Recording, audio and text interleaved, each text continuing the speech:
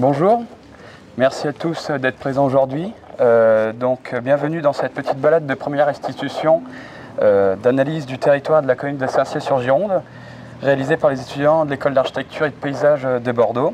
Donc, durant cette balade, nous allons nous arrêter à différents endroits où les étudiants commenteront et présenteront leur travail en rapport avec leur thématique. Les différentes thématiques étudiées sont les suivantes. La première, c'est l'habitat. La seconde est le patrimoine bâti naturel. Ensuite, l'attractivité et les liens, l'eau et les ressources. Chaque groupe aura une forme de restitution différente, comme par exemple des pancartes, des affiches ou des cartes, ou encore des jeux interactifs où l'on compte sur vous pour participer activement à ces derniers. Bonjour à tous, je m'appelle Titan et je serai votre maître du temps pour cette balade. La balade va durer à peu près 2 heures. Nous allons partir d'ici et nous terminerons au niveau de la ceinture des marais. Un temps précis de 15 minutes, questions comprises, sera dédié pour la présentation de chaque groupe. Merci à vous de veiller à garder ce temps. Il sera donc nécessaire pour ces étudiants de bien respecter ce délai, mais nous serons là pour le contrôler. Merci à tous et bonne balade. Avant de vous parler de cette thématique, on va vous parler de la place centrale du village qui nous semble être un endroit fédérateur pour la qualité de vie, pour un projet de territoire comme on est en train de le faire.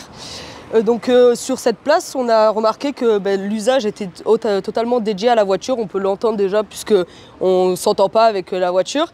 Les usages ils sont segmentés avec par exemple la végétation qui détruit cette place qui est censée être une place et en fait ça devient un parking. Dans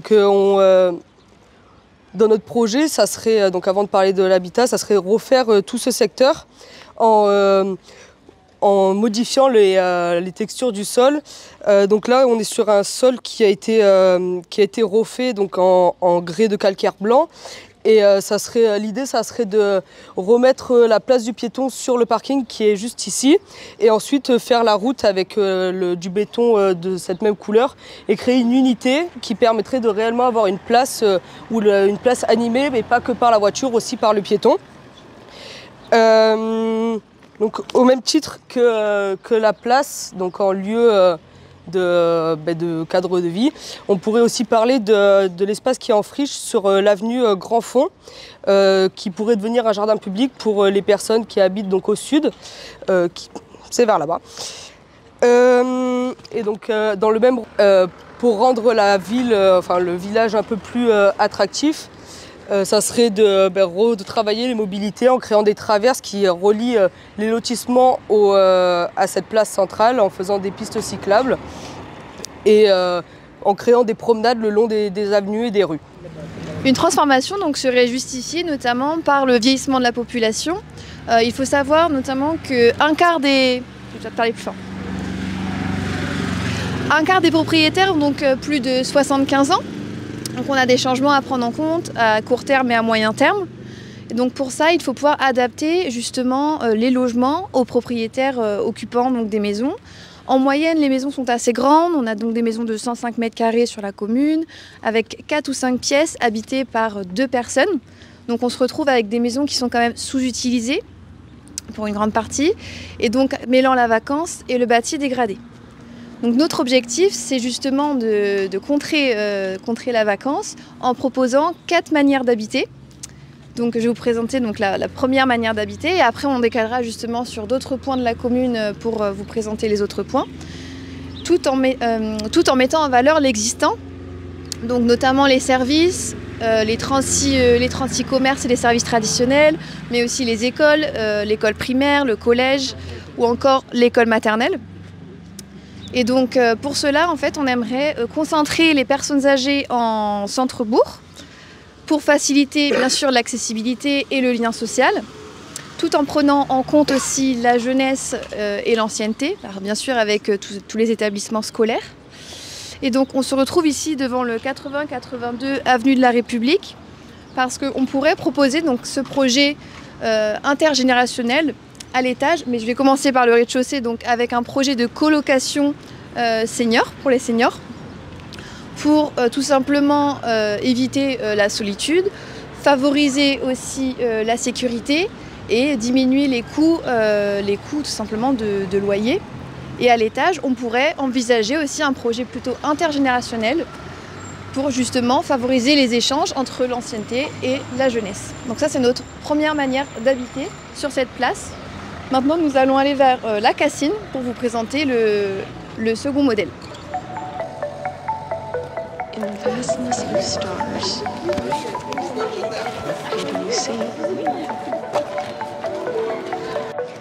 Dans cette allée, on a quand même une concentration de logements dégradés qui est assez importante. Et le projet pourrait revitaliser un peu cet espace. Donc ça serait de restaurer les maisons qui sont donc soit un peu à l'abandon, soit pas vraiment finies. Et donc pour en faire des colocations ou des logements intergénérationnels. Donc comme évoqué par Blandine juste avant. Donc ces maisons, elles auraient comme particularité d'avoir une pièce en plus à partager entre les habitants. Donc soit une chambre qui permettrait d'accueillir donc des enfants, des personnes âgées, ou encore une pièce en plus qui permettrait d'accueillir des activités pour les vieilles personnes ou encore les jeunes comme de la couture, du patchwork, etc. Donc ce choix d'aménagement, il se justifie également par le fait que ce soit des maisons de plein pied, donc qui facilitent l'accès pour les vieilles personnes et la sécurité en cas d'accueil d'enfants, de jeunes enfants. Donc maintenant on va se diriger plutôt vers la grange qui se situe juste en bas de la rue à côté de la mairie.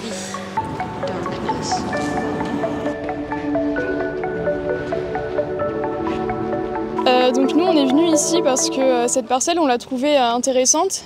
Donc tout d'abord on voit qu'ici il y a un immeuble sur rue qui est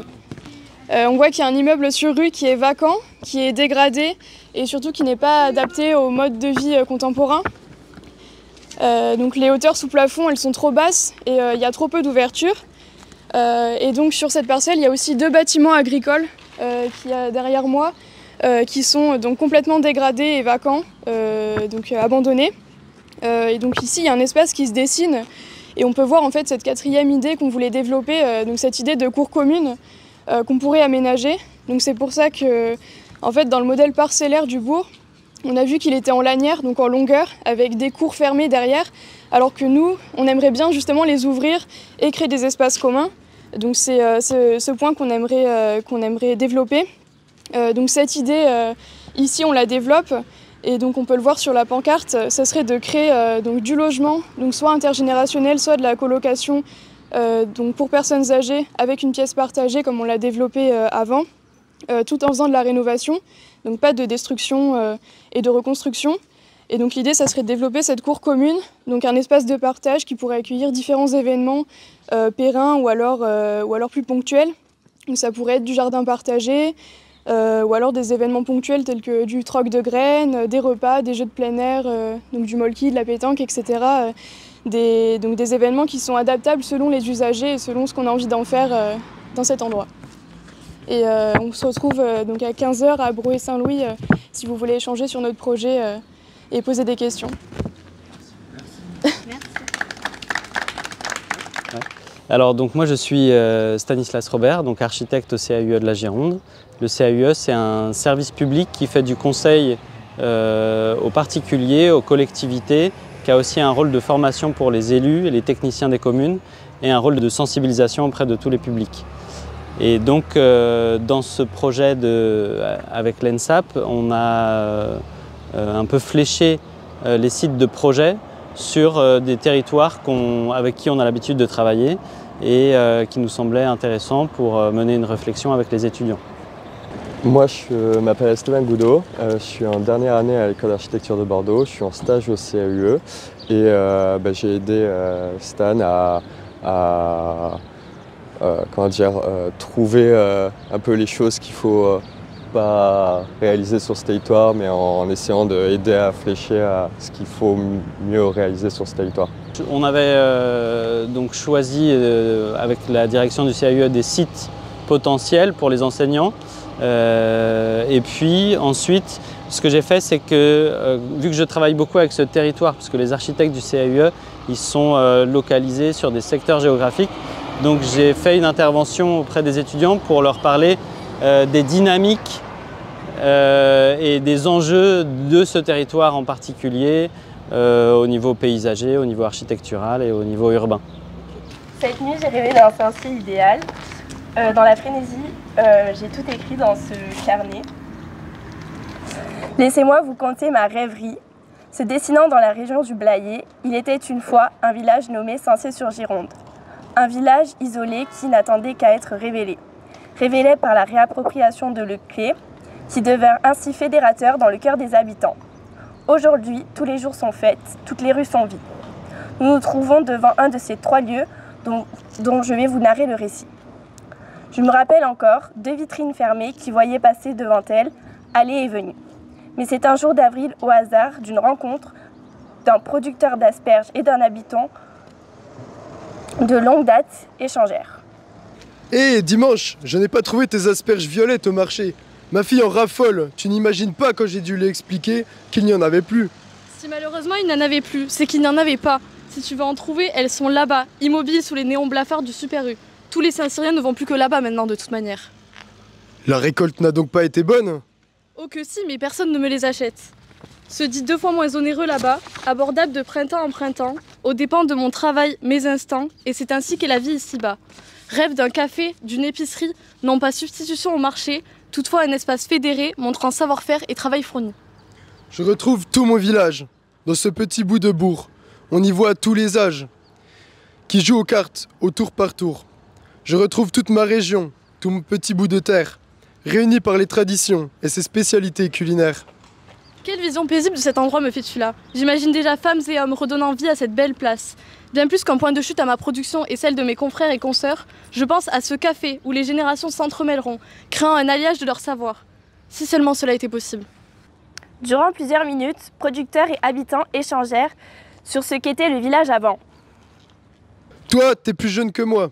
Mais ici, avant, il y avait tout. L'épicier, le boulanger, le boucher. Et là-bas, il y avait même le cordonnier, tout le temps sur le pas de sa porte, prêt à tout réparer. Paradoxalement, dehors, on sentait plus la vie qu'à l'intérieur d'un foyer. Les enfants du village jouaient, à 2 pas des vieillards, et tout le monde semblait si heureux. Quelques mois plus tard, ces 2 Blayais, qui n'avaient pas prévu d'avoir cette discussion un jour, se retrouvèrent à la mairie afin de discuter du projet dont ils avaient songé. À la suite de quelques négociations, c'est ainsi que le numéro 80 et 82 de l'avenue de la République, en plein cœur du bourg, devint un tiers-lieu rural. Ici, vous pouvez retrouver 2 fois par mois, le mercredi après-midi et le samedi matin, des ateliers participatifs autour des traditions d'antan. Et 1 fois par mois, un atelier abordant l'évolution du numérique. Tout au long de la semaine, retrouvez tournois de belote et expositions réalisées par le collège. Merci beaucoup.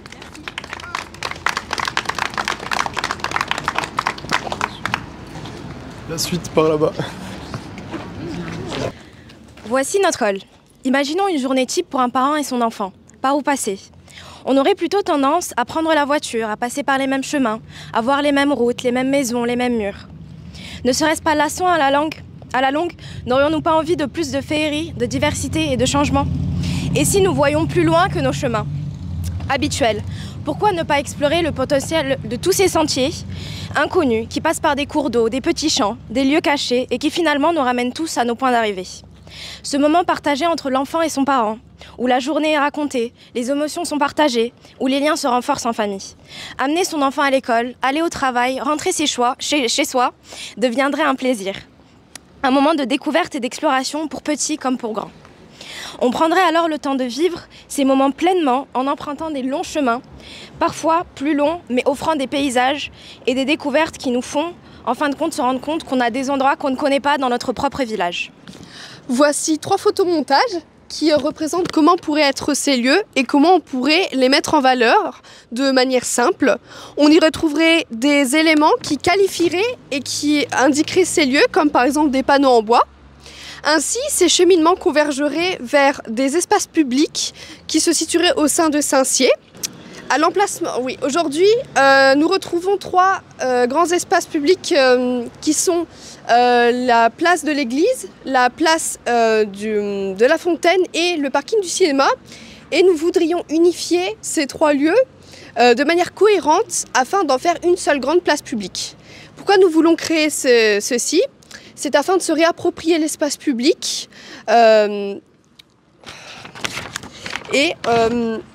pour en faire un lieu de rencontre et d'activité. Ainsi, après la sortie de l'école ou encore après une longue journée de travail, on se retrouverait là-bas pour se poser, discuter pendant que les enfants jouent ensemble. On imagine même que ces cheminements pourraient s'étendre à l'échelle du territoire.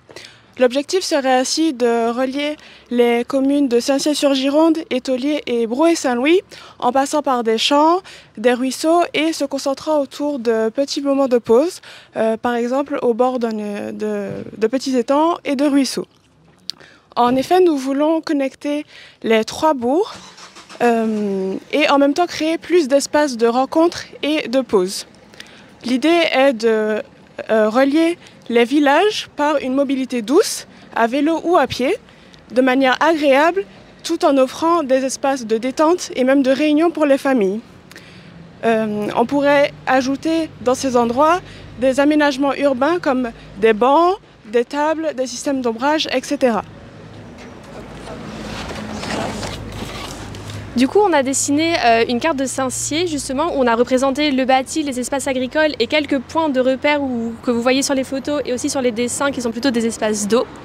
Et en fait, on a aussi dessiné, je ne sais pas si vous les voyez, quelques cheminements, justement, qui vont venir passer par des petites routes ou des sentiers de terre, qui vont nous faire emprunter des chemins différents que les voiries principales qu'on a par exemple juste ici, et justement nous faire découvrir d'autres aspects de la ville qui ne sont pas seulement le centre-ville, et donc nous faire découvrir un petit peu le périurbain et donc plusieurs paysages. En fait, maintenant, on va venir demander aux acteurs du territoire de venir... Enfin, vous pouvez vous rapprocher, s'il vous plaît. Alors, on va vous donner des feutres et en fait, j'aimerais bien déjà que vous représentiez où est-ce que vous habitez sur la carte.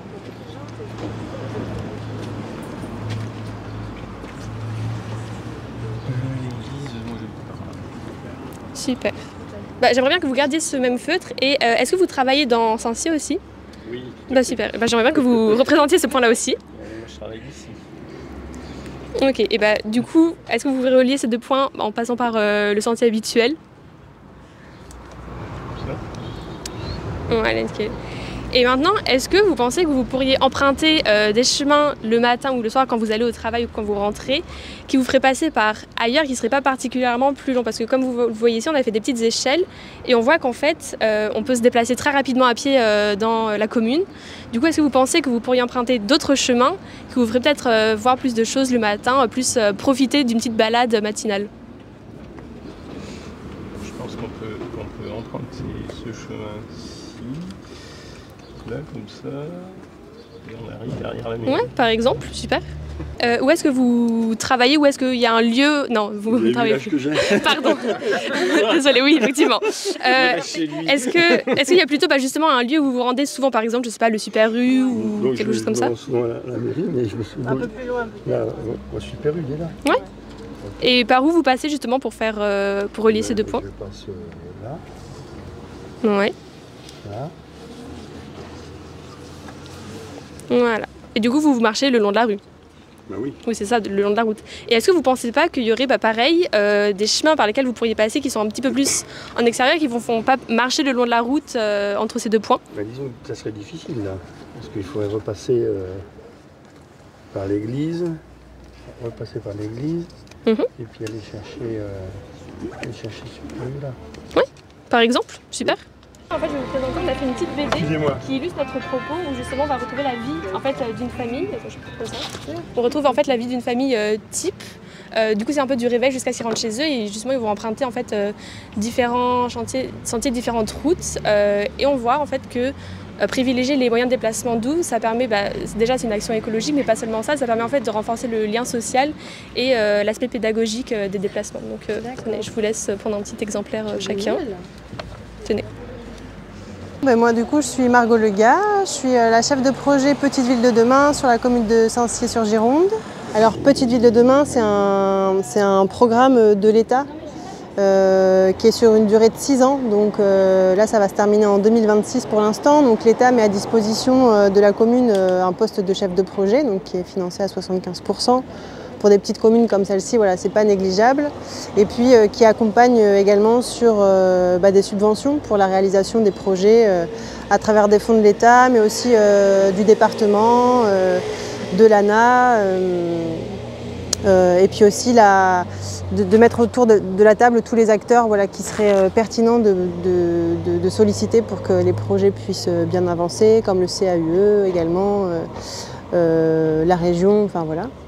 Et puis donc ça concerne Saint-Sié, qui est petite ville de demain. Donc on a réalisé une étude pour réaliser une opération de revitalisation de territoire, qui est un contrat signé avec différents partenaires, qui est sur la commune de Saint-Sié, mais également 7 autres communes de la communauté de communes de l'Estuaire, qui portent aussi des actions à différentes échelles sur leur commune.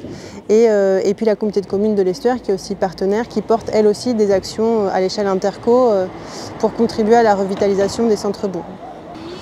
Et donc on a été contacté par l'école d'archi, Christophe Bourriette, pour accompagner les étudiants cette année de seconde année sur cet atelier.